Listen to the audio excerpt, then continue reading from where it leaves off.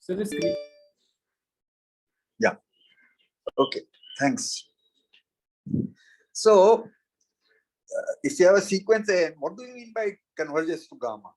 That means that if you go little above gamma, then for large values of n, an is below gamma plus epsilon.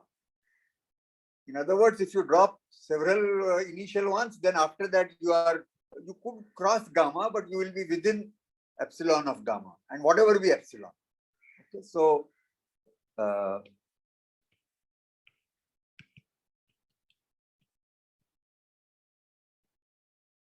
this is one. Likewise, if you go below gamma,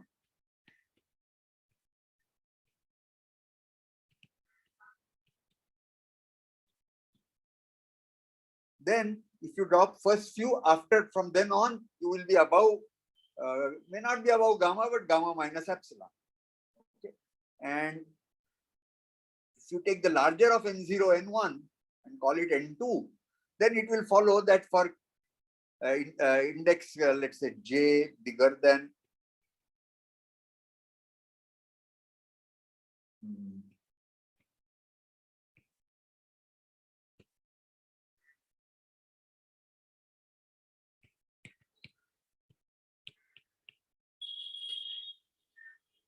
max of n0 and n1, we will get that aj is between gamma minus epsilon and gamma plus epsilon. That is the notion of limit.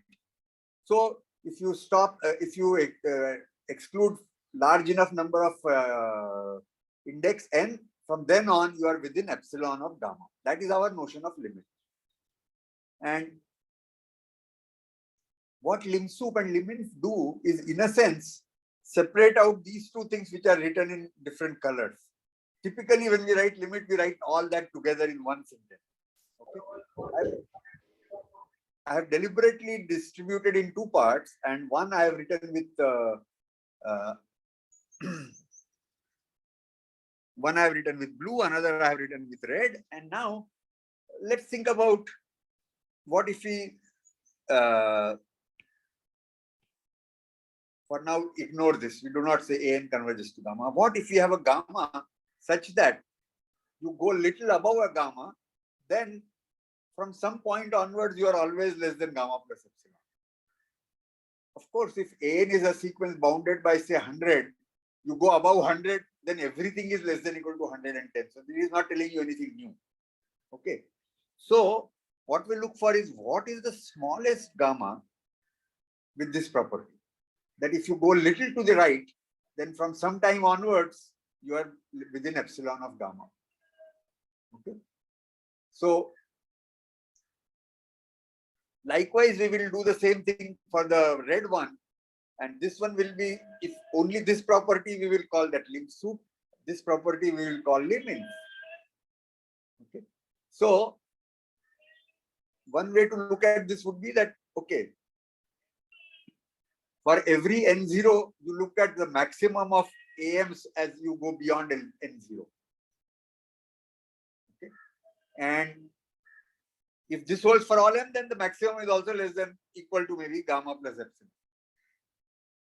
So what is that value gamma such that eventually you are less than equal to gamma plus a little bit more? That is the notion of lim-sup. Similarly, when you go this side, that is the notion of lim-inf. And this way of doing it will tell you that if the two hold together, then the limit will exist.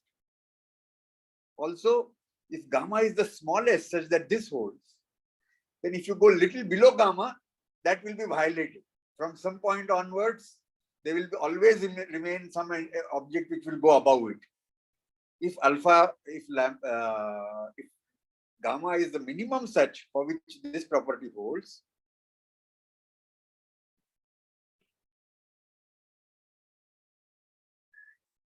if gamma is the minimum such that for which this property holds, you go little below gamma, then this will be violated. Sometime or the other, always, however you far you go, you will always get an element which is bigger than gamma minus epsilon. So that gamma minus epsilon is not upper bound. Okay. So this was the notion, and we just mathematically call this gamma is upper bound if this holds, and we take the least upper bound using the LUB property, and that is what we call lim sup, and similarly for limit. Okay. So maybe this will clarify our definitions.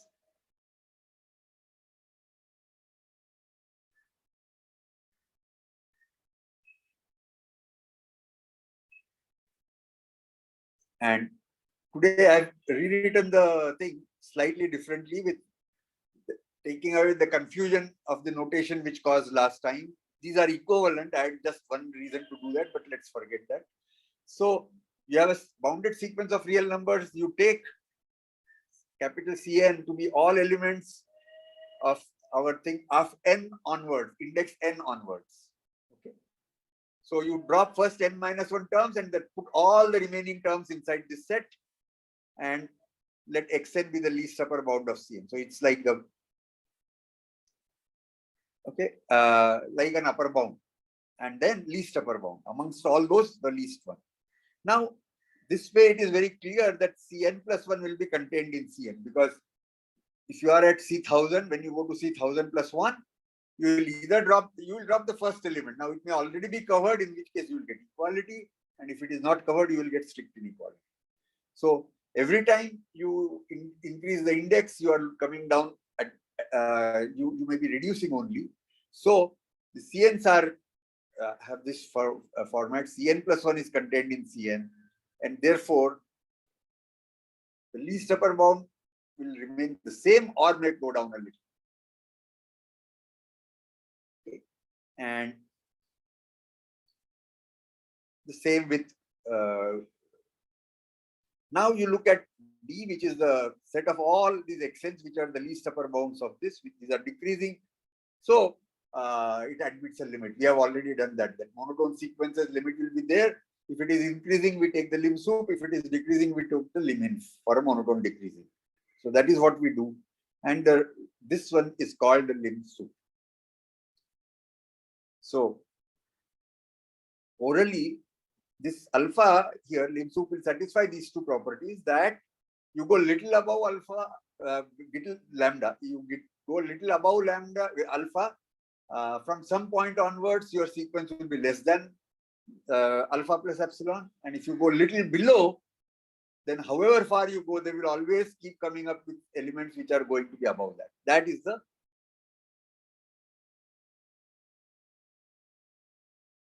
and it is the GLB as a notation is fine, but it's only initially we use that. Later we don't use it much. So lim sup can also be written as limit as m goes to infinity supremum of this tail. This is also especially in probability courses and probability literature. This Cn n bigger than equal to m is called the tail of the sequence. Perhaps in other math things also, but so supremum of the tail beyond m, and now you take limit as m goes to infinity. So there are various notations which are available. This is one such.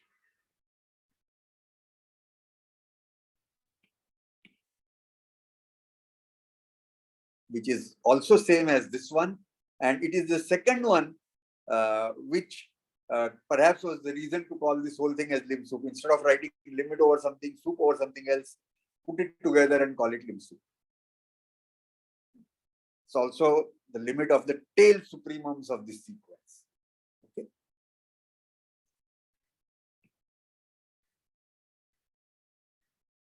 Now,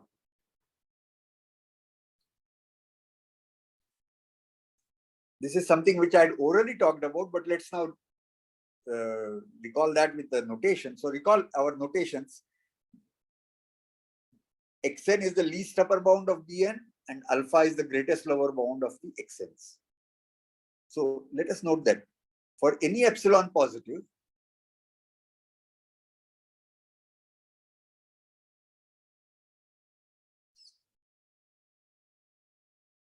there will exist a n such that xn will be less than alpha plus epsilon. This is the greatest lower bound. So if you go a little above that, that will no longer be a lower bound. So there will exist some xn which is below this. But xn below this will tell you that there exists a n such that from then on n onwards, you are below alpha plus epsilon.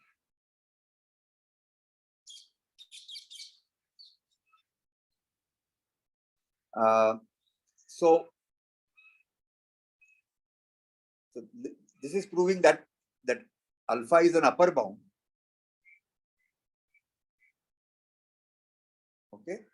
And the second property, for every epsilon, there exists a n, for all n, xn is above alpha minus epsilon. So alpha itself is a lower bound. You go a little below, then it is less than all of your xn's which are themselves decreasing. And from there you will get that for every n, there will exist a n beyond n, for which alpha minus epsilon is less than equal to bn. So the second one is the statement that alpha is the lowest for which this property is holding. Anything you go below alpha, it will not work. Okay. So before coming up with notation, when I was talking orally, that is what I had explained. That So could you wait for a bit in this slide? Sure. So alpha is the point, is the upper bound. Number one says alpha itself is an upper bound. You go a little above alpha, then from some point onwards, you are less than alpha plus epsilon. And number two says alpha is the lowest such. If you go a little less than alpha, then this thing is gone. Okay.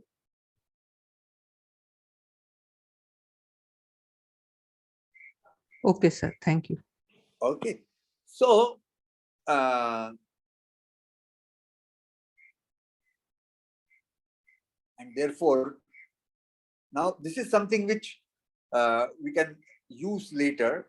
Therefore, we have shown that for alpha equal to lim sub, this will satisfy these two properties. There exists a n such that for all m after that, dm is less than equal to alpha plus epsilon. And for all n, there exists a m beyond that for which dm is bigger than alpha minus epsilon. So it's an upper bound and it's the smallest such. Upper bound of eventual alpha, because first few terms could be, first million terms could be 1. And if all terms after them are 0, what is the greatest lower bound? In this sense, or what is the lim sub? It will be 0 because the sequence itself is converging to 0.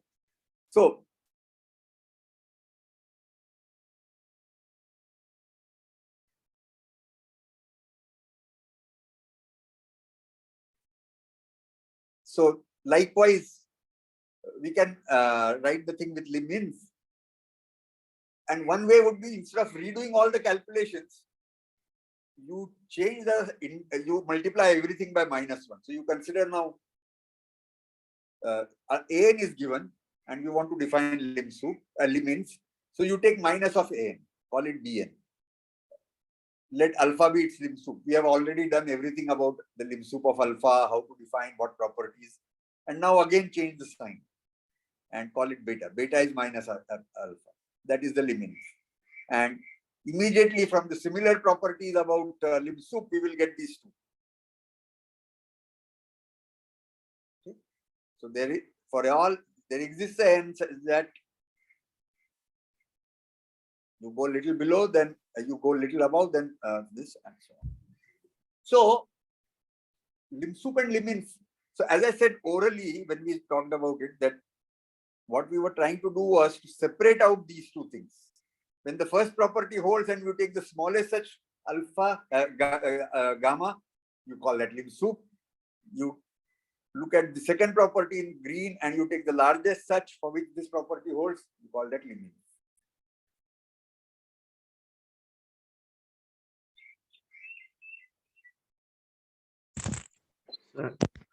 Yeah. Some question or it was just a mistake, some sound?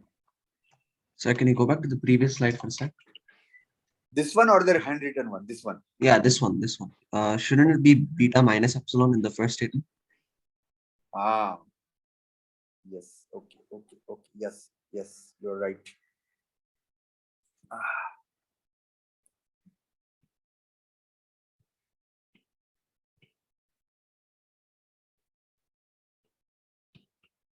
Yeah, beta minus epsilon, correct. So can you go back to the slide before this, please? Okay, Just 1 second. this one, Yes, sir. yeah, So just I want to write it down. Could you stay here for 10 seconds? sure, sure.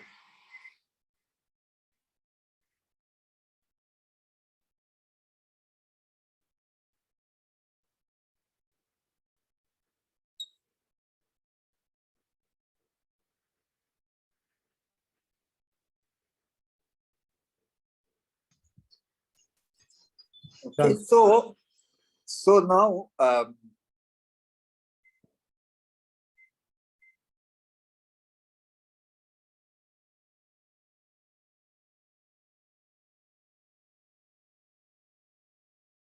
now we'll conclude by observing that for any bounded sequence, limit exists if limit as n going to infinity Cn exists if and only if lim inf equal to lim sup. And then all the three quantities are equal.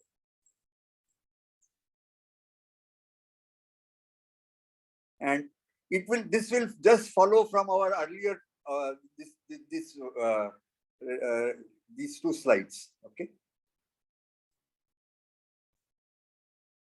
If the limit exists, then the limit will satisfy 1, 2 as here as well as there. So when the limit exists, it is equal to lim sup, it is also equal to lim inf. And conversely, for the same alpha equal to beta, this first and second slide work, you can put it together and get it is limit. So this part is once we have analyzed our lim sup and lim inf in depth, lim sup, lim inf separately, we can put it together and we get that these three quantities are. Therefore, the lim inf equal to lim sup will tell you that limit exists and the three properties are equal. Okay. Could you please give an example to show how this lim sup and lim if works? Yeah. Here is that's the next slide. Okay. Suppose you put an to be 1 minus 1 over n for even n, and an will be say 3 plus 1 by n for odd n. Okay. So intuitively we can see that odd ones are always dominating even ones. Okay. And the odd ones are kind of decreasing, going down to 3. So for any integer, if you look at an for n bigger than or equal to that number, it will be the highest values are going to be 3 plus the smallest odd number after that. Okay. After that index. And so the xn that we were doing is going to be 3 plus 1 by n for the if n is odd, and if it is even, it will be 3 plus 1 by n plus 1. And therefore, lim sup will be 3.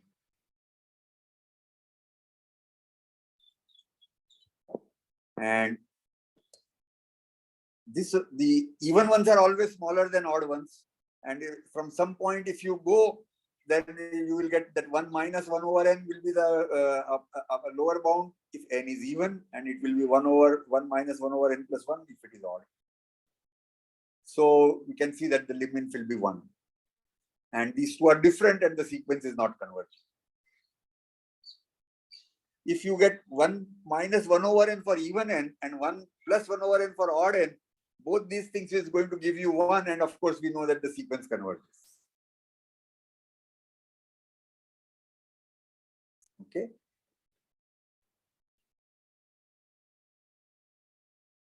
Hello, sir. Yeah. Sir, I did not understand one thing, that for the lim sup for the second property, I mean for alpha minus epsilon is less than equal to bm. Why is the equality being there? I mean, shouldn't it be strictly less than bm? And there exists m greater than equal to n such that. Yeah. So So above this, it will work with strict equality, strict inequality also. Yeah. Okay, okay. Yeah. So I mean, we are moving below the least upper bound, right? So Yeah. there should exist some element which is strictly greater than that. Yeah. Yeah. Thank you. And as I had mentioned when we talked about limit, that this is a very useful notion for the following reason, lim sup limit, that if you are just given a sequence and you want to show that limit exists, unless you know what is that value, you can't start proving that the limit exists, because your condition that you need to verify depends on the limiting value, and lim sup limits going through it has an advantage. There are other ways of doing it. I'm not saying this is the only one, but there are other things that you will learn over lim sup limits. These are very useful techniques in using limits, for using limits. Okay. I will make just one comment. I've not written it down and we don't need to worry about it. But what if you start with a unbounded sequence? You don't say anything about the boundedness of the sequence. You just start with a sequence. Now, there's a lot of confusion in literature about how do you describe, say for example, Cn equal to n. It's an unbounded sequence. Okay. Now, in a certain sense, it has the limit is there. Limit is infinity, but infinity is not in our set of real numbers. Likewise, if you take Cn to be minus n, then the limit is minus infinity. It keeps going closer and closer to that, but it is not part of our thing. So some people call those, you add infinity and minus infinity and call it extended real line. Then it's not an ordered field. R is an ordered field and you add to it these two things. And then even after that, some people say that Cn equal to n converges to infinity. Some people say it diverges to infinity. Some people don't use the word converges, diverges at all. They'll say lim n going to infinity, one n will be infinity. That's it. We are avoiding all that, but some books suddenly you will see this and you say, but oh, we have learned something different. When you allow infinity and minus infinity, then lim sup and lim n can be defined without requiring the original sequence to be bounded. And the later part continues to hold. Namely, if Cn equal to n, then lim sup, lim n, both of them will be infinity, and all these three things also hold. Likewise for minus infinity. But for our purpose, we are going to use only bounded sequences. But if sometime the thing comes for unbounded sequence, at that time you can read about this, what happens in the extended real numbers. But don't worry about it. Okay.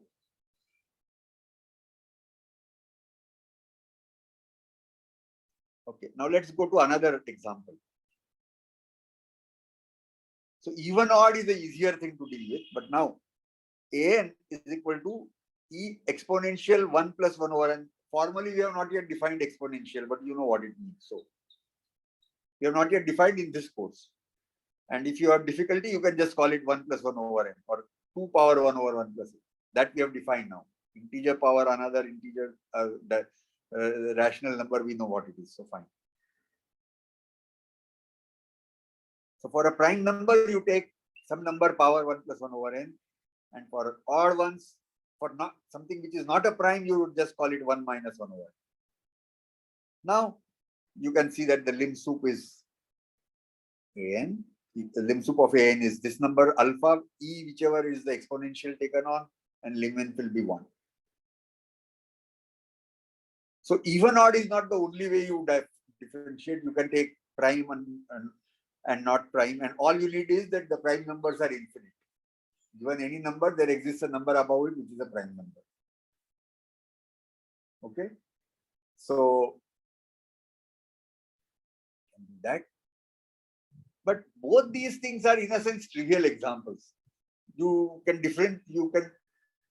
bifurcate your sequence into two subgroups.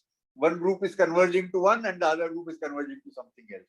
Now we get to a little more complicated example, and something which can be of use in various other contexts, this course or later. Little more complicated to understand what it is doing, but so firstly, note that every Can there be countably many limits first? yeah. So this sequence is going to give you that. This Countably third, many. Or yeah, finite? no, number 3 you are going to see countably many. Oh, I see. So firstly, you try to digest what I have circled down.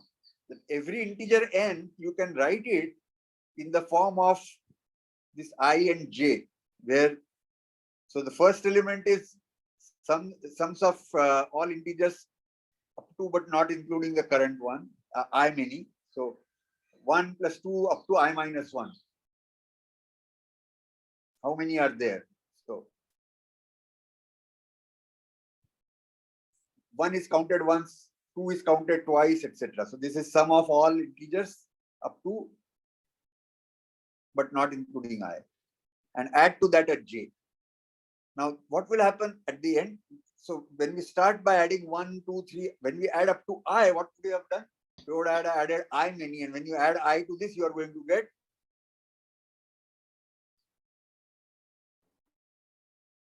the next one.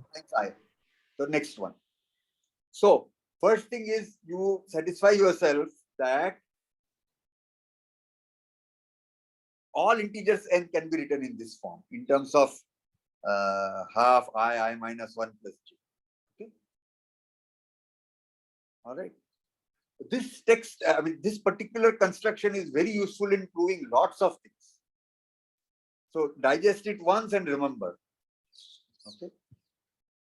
I think for this example, the visual intuition is actually like really nice, right? Because if you look at it as the triangular numbers. Yeah, right? yeah. I was going to do that. So you.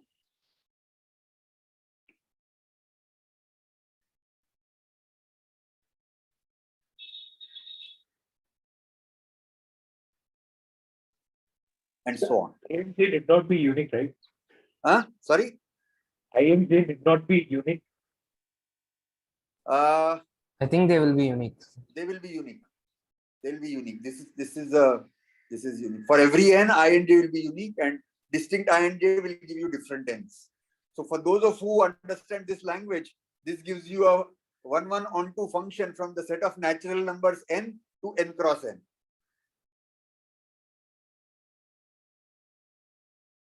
Okay. So this will prove that you have one set of the set of natural numbers n, then the set of n cross n is also countable because you have 1, 1 onto mapping with n. Okay. That is why I said that this many people write it as a without giving an explicit number and give a mathematical proof, whereas I prefer to write a explicit expression.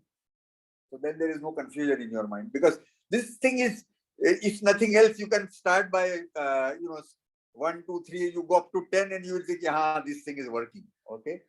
If I made an error, you can discover it very quickly. I don't think I made an error. Okay. So now for n given like this of there could be many i's, but this has to be unique because of the boundary. Since I is greater than equal to j, right? Yeah, of course. With this condition, if you change, you allow all j's, then you will get repeated at many things. But no, in this way. Okay. Now, for every n, what you do is, and my j is less than equal to I, and I is always bigger than equal to 1, so I can always divide by I. So my an I write as j by I. Now this is my choice. We can change this in many different ways, and you will get different examples. Okay, but the splitting n in this form is something very useful. All right. Now analyze what happens to an.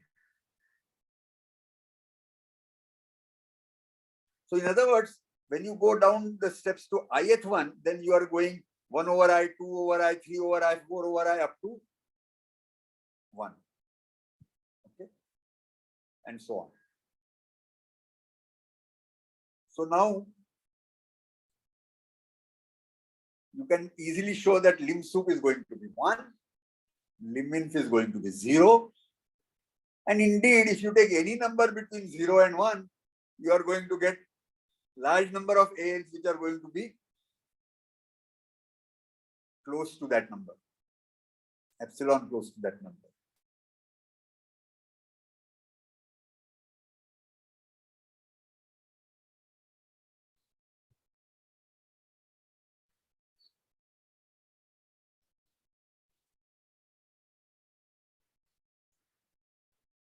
So if you write down a two-dimensional array, and here you write down A1, A2, A3, A4, A5, etc., like that, if you write, then what is the first row? First row, the j is equal to I. So the first row is going to be 1.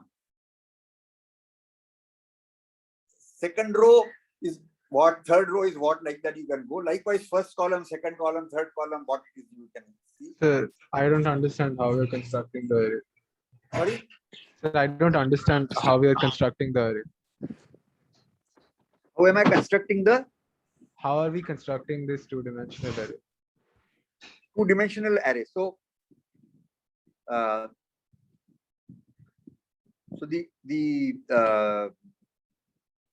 down you go to the first row, first column, you consider that as I, 1. So this is, and here it is starting with 0, 1.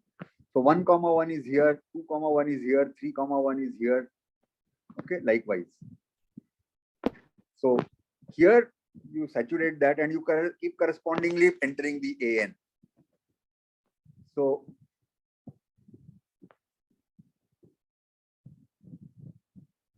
for every element, it is corresponding to some ij, and you read what is n, and then you read what is an. Okay. Okay.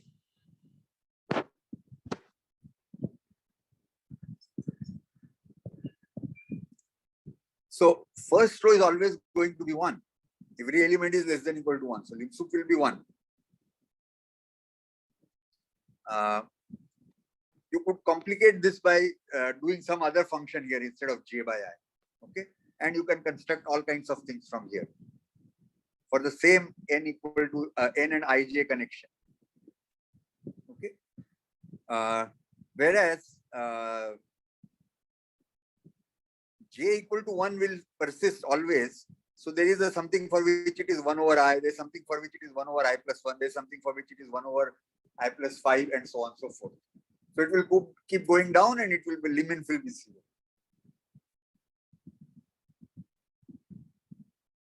And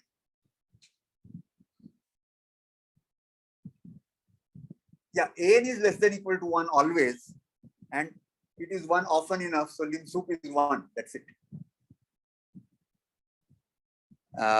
Lim-inf, it is always greater than equal to 0, and we have got hold of elements which are coming closer and closer to 0. So lim-inf will be 0. Sir, this constructs all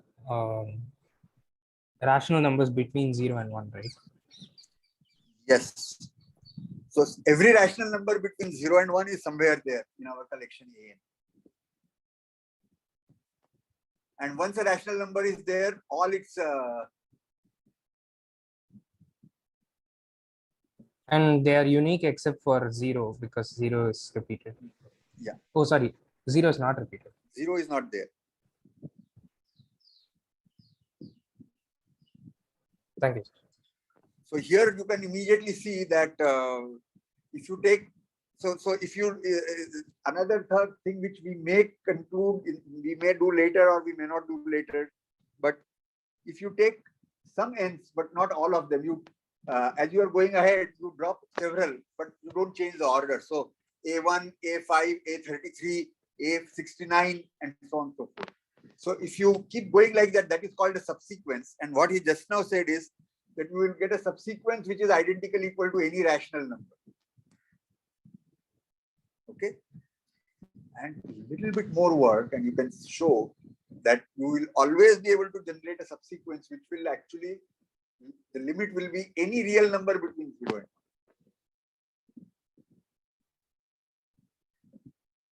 Okay. So if we do subsequences and so on, limits of that, we will come to it later. But otherwise, so this is a very interesting example. That is why I picked this example. The 1 and 2 are like, oh, big deal. Anybody can just see what they are.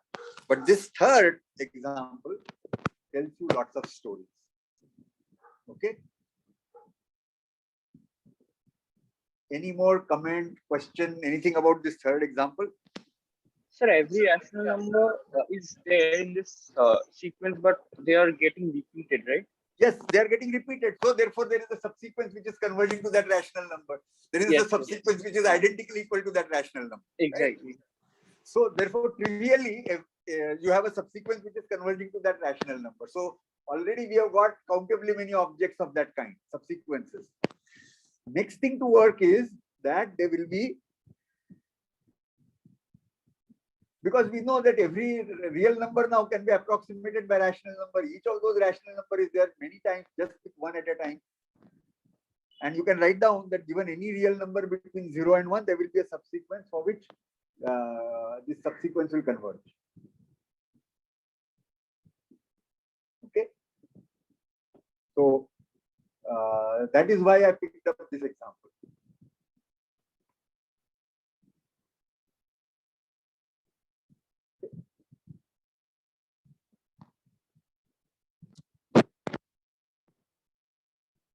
All right, then So this is sort of like if you have that infinite like triangular board with pegs on it and you drop a few balls like through the slits, right? Like if it's an infinite one, the ball should eventually reach a real number. Is it like? I mean, yeah, but dropping the ball, probability, all those questions are, they bring in a lot more mathematical questions, which are true, but then we need a lot more efforts to conclude that. But what you said is true. Okay. Well, I meant it more as an analogy, like, which is kind of fun to think about, but yeah. So we can tweak this in many different ways where this repetition will not happen. Okay, that we can do. All kinds of things you can do. But this example by itself reveals you a whole lot of things, because I forget who, but somebody had asked, can we have infinitely countably many limiting points? Yes. So a point such that there is a subsequence which converges to that is called a limit point of the sequence. Not limit of a sequence, but a limit point of a sequence. And therefore, you would have all real rationals are limit points, and in fact, all real numbers between 0 and 1 are limit points. Okay.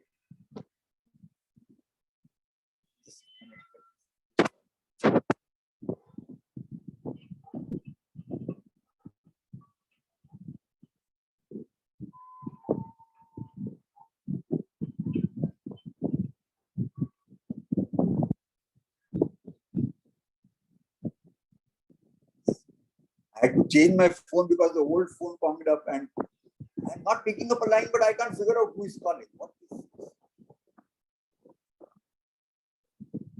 this? There's too much time on that. Okay, so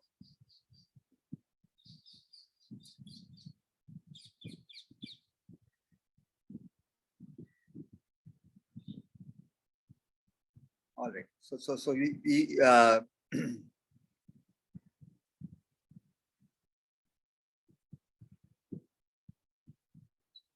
this is another substantive observation, and which will bring in the power of lim sup lim inf also.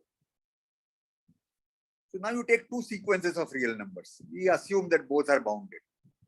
Okay. Now you have two bounded sequences. You write there sum. Call it. You can call it a different thing, but I'm just calling it an plus bn. That new sequence, it will also be bounded. You take a bound of first, you take a bound of the other, you add both of them, they will be bound of an plus bn. If you call that a new object as Cn.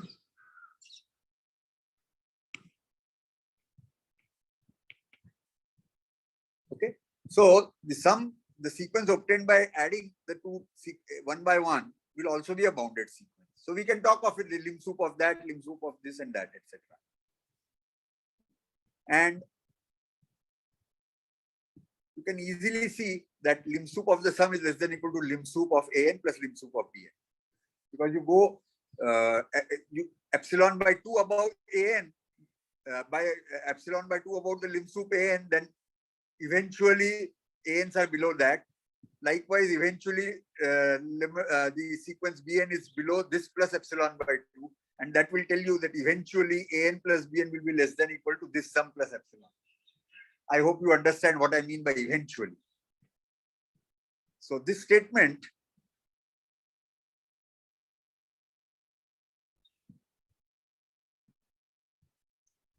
there exists an such that for all m after that, so this is what I'm saying, that eventually the sequence bn is less than alpha plus epsilon. So these two things, especially probability theory, teaches people that you should be able to mathematically write down what exactly you mean, and while thinking, you should have a phrase which is equivalent to this intuitively. Okay. So this is what I call, in probability, this is called eventually the sequence bn is less than alpha plus epsilon. Okay. So you think about, somebody at every time point is doing some experiment, and okay, initially you don't say anything, but after some time, that is eventually it will be less than alpha plus epsilon. So it's a very useful way of thinking, because when you are trying to come up with a new problem, trying to think about how would you write a solution to a given problem, you have to think. How do you think? If you have not mugged it up, you have to think, how will you access this? So now I hope you understand what I mean by that. You want to show that eventually this Cn is less than equal to this, the lim sup of this object plus epsilon.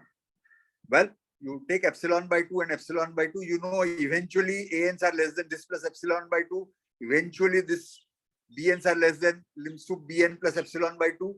And therefore, eventually alpha n's are less than the sum plus epsilon. Now, once you have thought like that, you can write down the proof. Okay. Likewise, eventually, you want to show that Cn's are above this lim object minus epsilon. So you do the same thing. Eventually, this is less than this lim minus epsilon by 2. This is bn's are eventually less than this lim minus epsilon by 2, and therefore Cn's are less than. So you can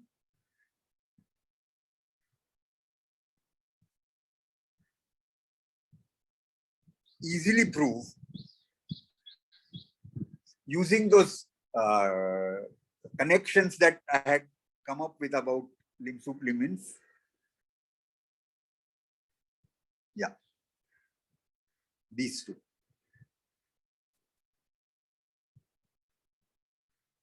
And in probability, the language used is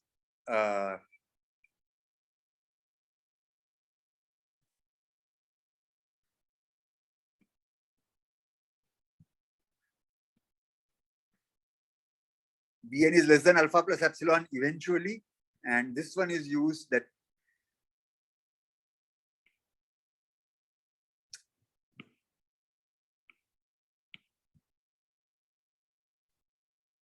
Bm is bigger than, here I have said less than equal to, but I can as well say less than here. So Bm is bigger than alpha minus epsilon infinitely often.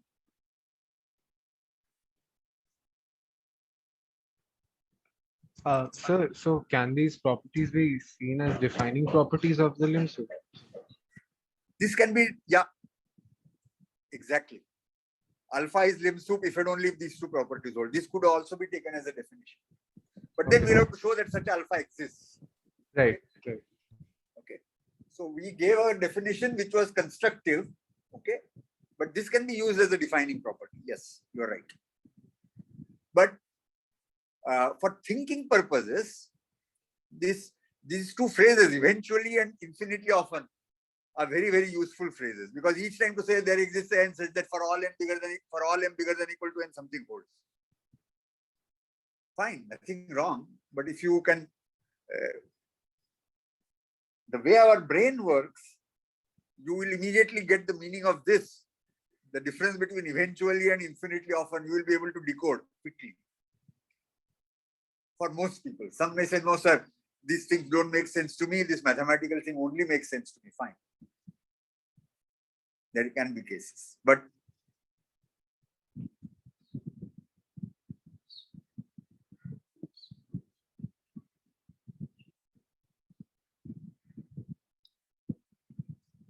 so when the lim sup equal to limit, we will say that, okay, eventually it is less than Cn plus epsilon, and eventually it is bigger than Cn minus epsilon, alpha minus epsilon.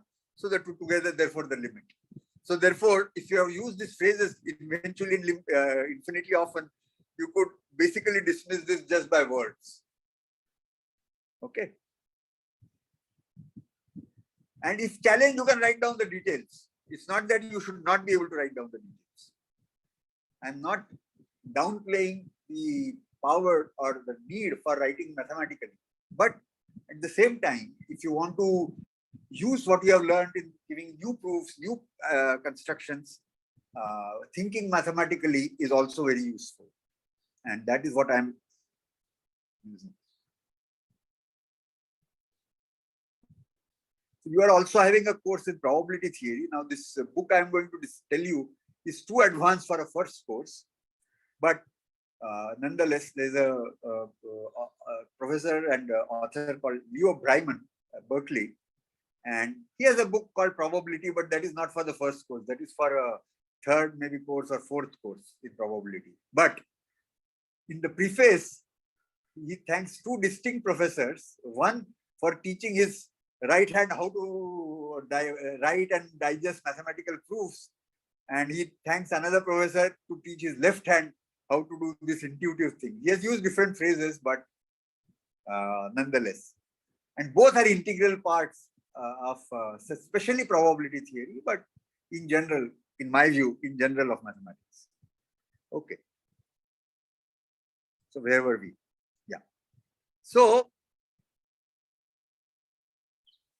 I hope you can write down proof of these two, given the descriptions I have told you. You may just decode the math definitions, or you can think of lim sup, lim, argue the thing, and then decode that and write it out, whichever way. Now, number two is give an example to show that this can be false if inequality is replaced by equality. And that's very trivial. You call an to be 1 and 0 even odd, and bn to be also 1 and 0 even odd, but just change the parity so that an plus bn is always equal to 1. So lim sup of both is 1, but the sum is always equal to 1.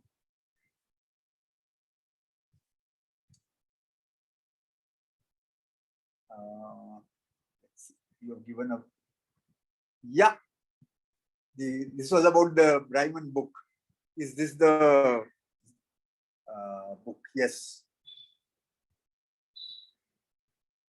So on the chat window, Soham has put a link, and that is the book I'm talking about. Yeah, but that's, I'll warn you that that's not for a first course. It is all full of measure theoretic way of dealing with probability theory. But he doesn't give up the intuition. Okay.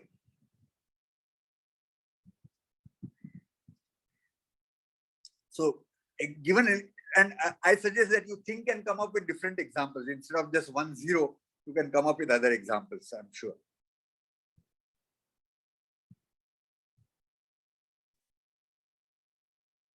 In fact, if you just cook up one example of an where lim sup is there, but it is not limit, and I mean the non-convergent sequence, and write down its lim sup and limit, you have to be lucky to get that equality holds. Trivially, you are going to get distinction, inequality.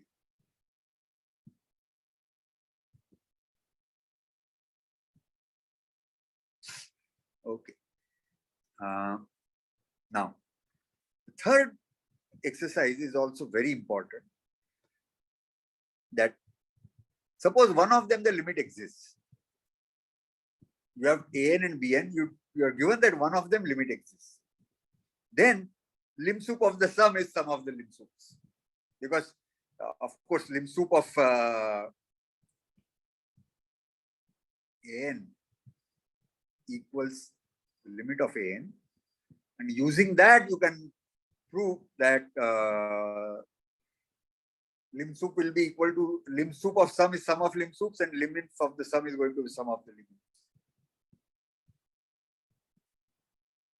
Easy to prove this once you have put the other things that you have done earlier. Okay.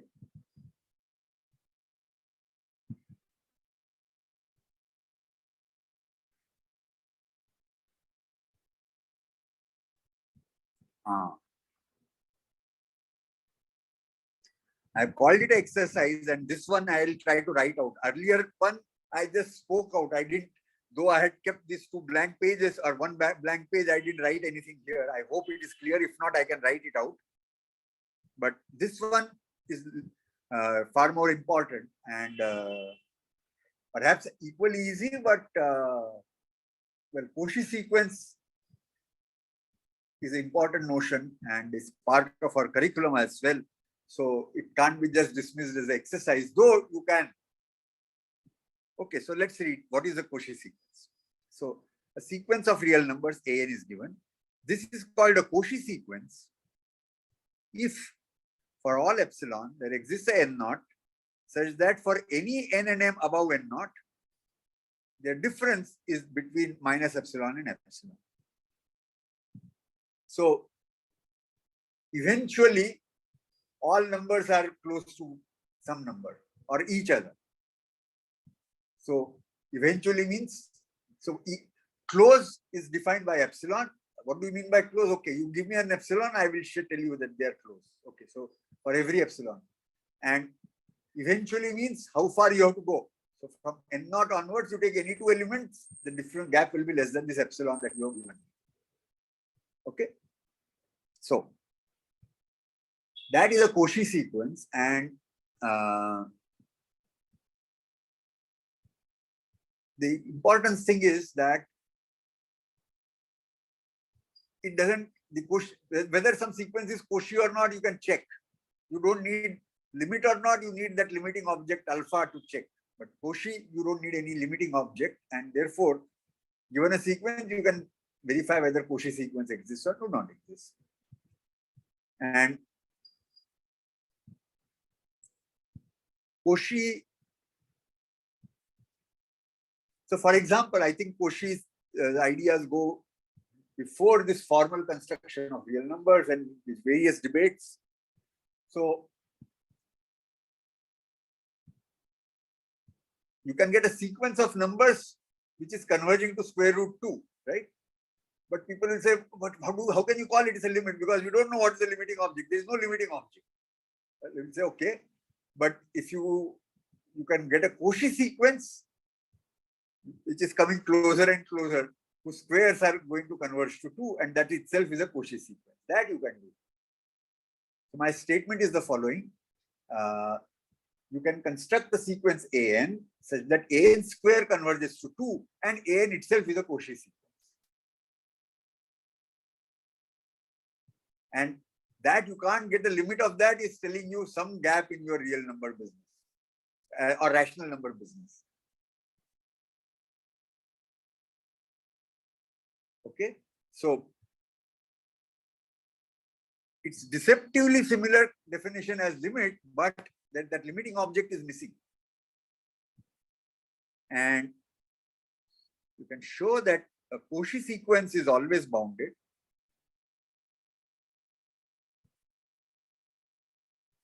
And then if you have a Cauchy sequence, then lim sup and lim inf are the same, and eventually therefore that limit exists.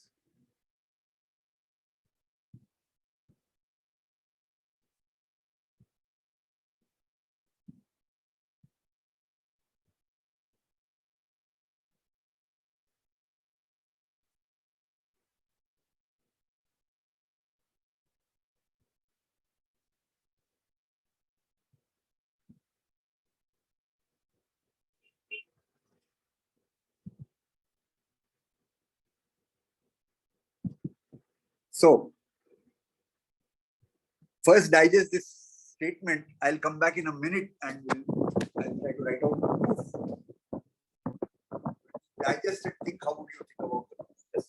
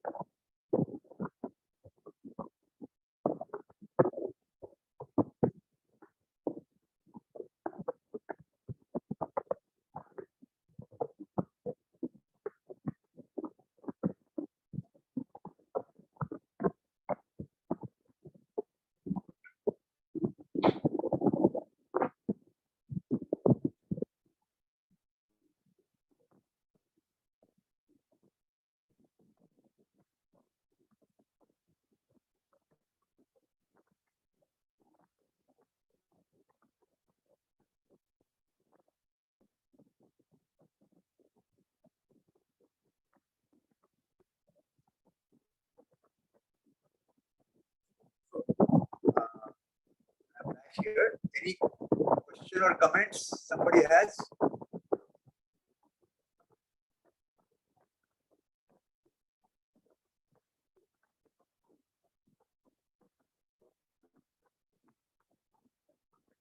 Somebody has any comments or questions, we can take it up, or otherwise I can start writing out the proof. So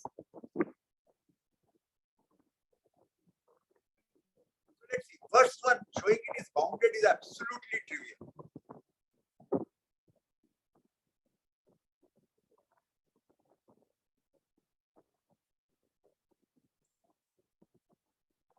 Right? Take epsilon to be 1.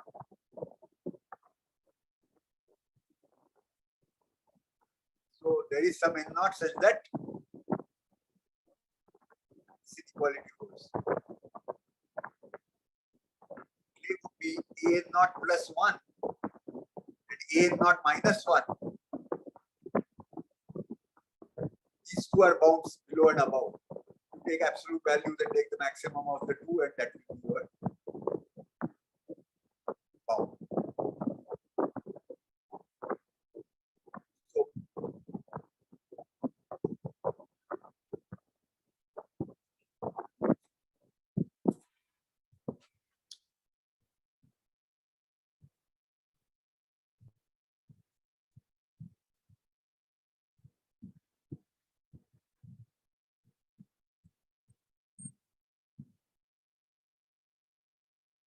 what is the proof I have written?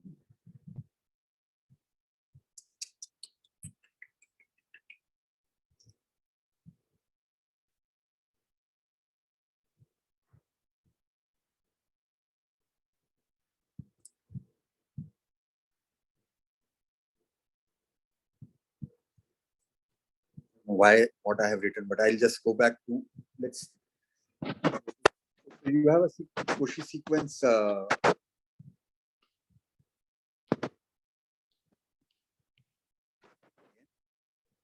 We want to show that n is bounded. Okay, so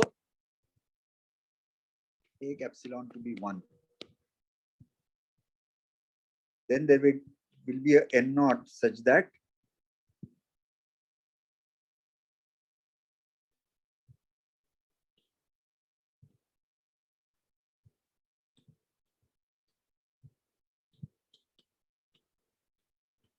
for all m above n naught. So we will minus get 1. Yeah, minus 1. So we will get that a n naught minus 1 less than equal to a n less than equal to a n naught plus 1. for all m bigger than equal to n naught.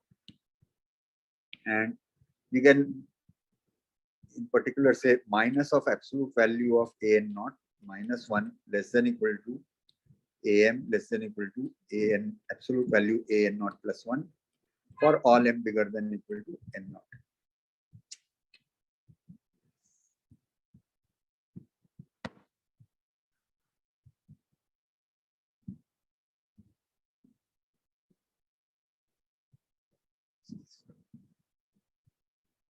Yeah. Okay. So what have we got? We've got that from m onwards, if I take a naught plus 1, that looks like a good bound for am m bigger than equal to n naught. So now what you do, you take m to be maximum of mod a1, mod a2, mod an naught, mod an naught plus 1. I can drop an naught, I can write mod an naught minus 1, but doesn't matter. So you take first n naught many objects, their absolute values, and add to that the last one plus 1. Take the maximum, and now it follows that this is a bound for am for all m. Okay.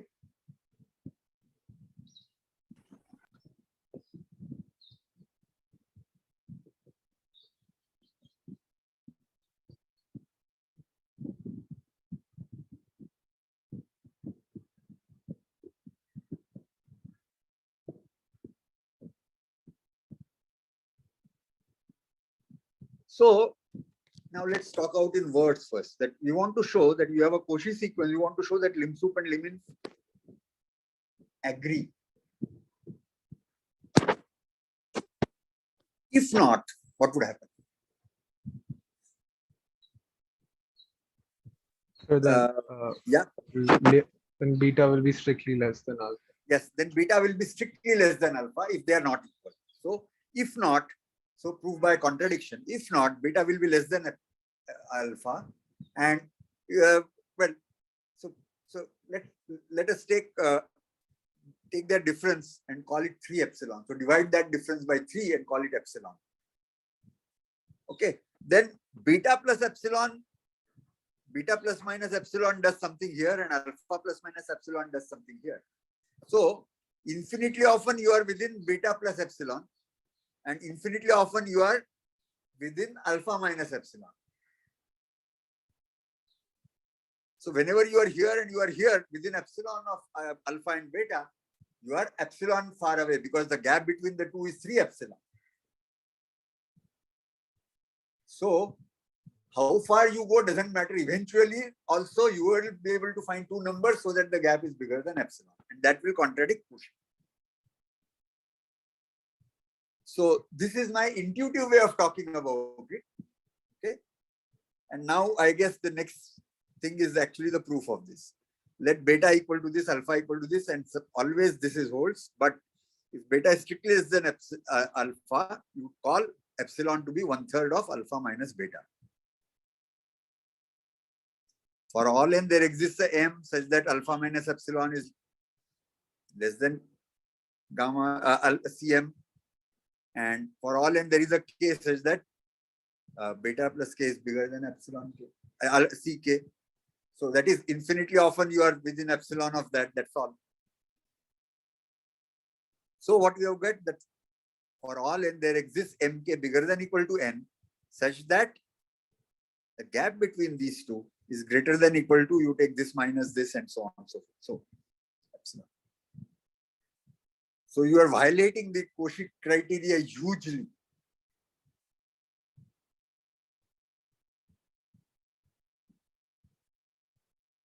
No matter what epsilon you, so you have produced the epsilon such that for that epsilon, this Cauchy criteria is violated. No matter how far you go, there will always exist 2 points after that where they are different.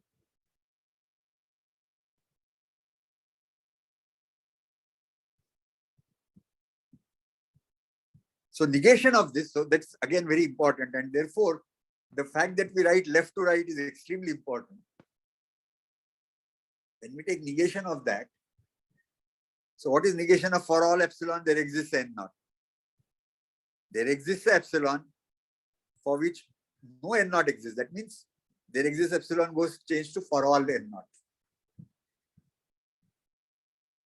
So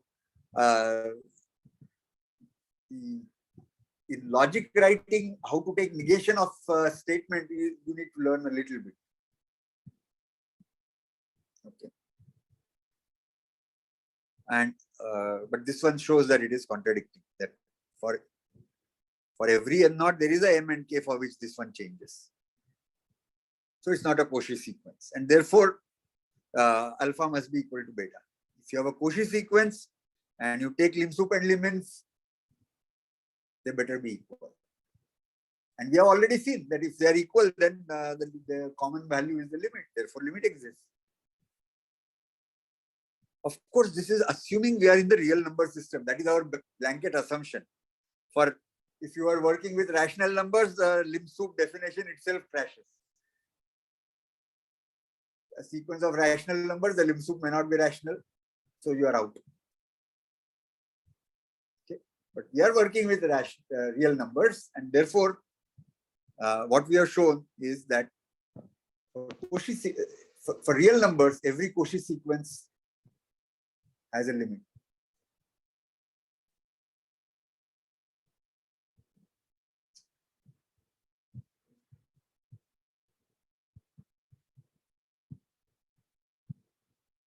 And you can complete the limit. Okay, so today I cannot hear you. Excuse me, sir. Sir, am I audible now? Now you are audible, yeah. So in this, you have shown that it is less than or equal to. So will the equality hold? M alpha minus epsilon is less than equal to Cm. Wait. Now, which one are you are talking about? So alpha minus epsilon is less than equal to Cm. So Yeah. will the equality hold? Or see, where it doesn't matter, I am very casual when using strict inequality and less than equal to, if it doesn't matter. So here it doesn't matter, so I have used, but the same thing is true even with strict inequality.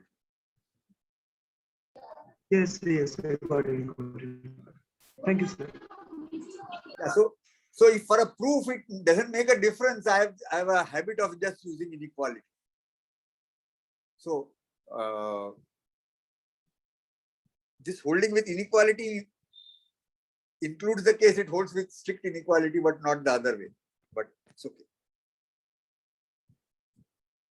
So we revisited lim sup, lim inf, okay, and took some example, and then we have connected lim sup and lim inf to limit existing, and then we have also connected it with Cauchy sequence, and in particular we have shown now that Cauchy sequence converges in real numbers. Okay. So till now we have the real number system, least upper, which is defined through least upper bound property. Using that, we had shown that monotone sequence limit exists, bounded. All statements of sequences are bounded. So monotone sequences limit exists. Then we had, for a bounded sequence, notion of lim sup, lim inf, and then we showed that limit holds if and only if the two are equal. And using these tricks, we also showed that every Cauchy sequence converges.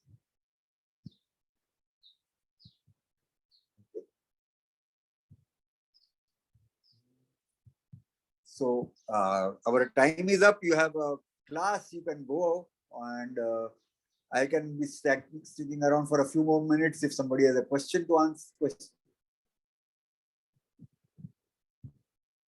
Wait, into, isn't it AM? So what was, so if Satya is still around, Satya Shrivani? Yeah, actually, like in the exercise itself, in the second point. Yeah, here. No, the second one. No, the same one, like the previous. This one? Here, yes. Isn't it AN? Which one is AN? Like beta is equal to limit of n tends to infinity. There, it shouldn't be. Oh yeah. There is no CN in the inside here. Yes. This is a problem of cut and paste things. You see this? Yes, should be AN. Yes. Sorry.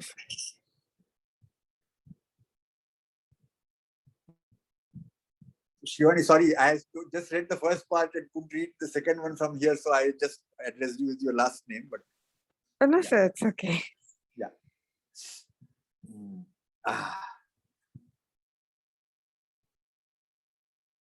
Any other question, comment?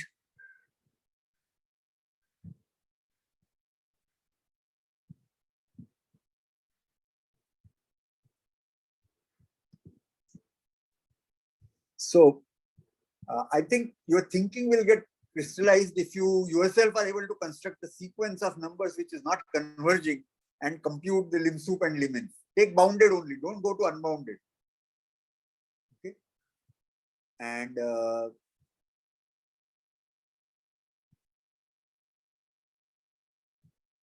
because the learning mathematical proof apart, it really your brain accepts that only if you have examples. If this doesn't hold, that holds. If that doesn't hold, this fails, etc., etc. Okay. So do that, and